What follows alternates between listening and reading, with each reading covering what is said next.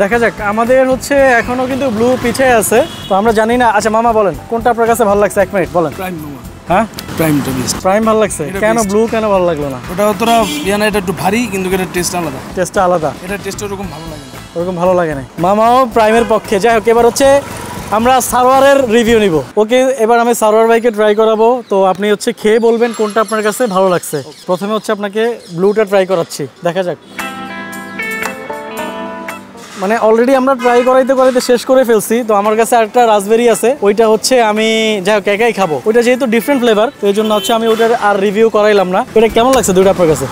Prime best. Prime best কেন? Prime best বলেন। Prime গলায় লাগে, আর ব্লু একদম হালকা, পানির মতো। পানির মতো হালকা। ওকে, সো সবার রিভিউ তো দেখলেন, এবার আমি আমার নিজের একটা রিভিউ দিব। সো এর আগে হচ্ছে আমি ব্লু ট্রাই করি নাই, তো আমি আজকে প্রথম ব্লু ট্রাই করতেছি।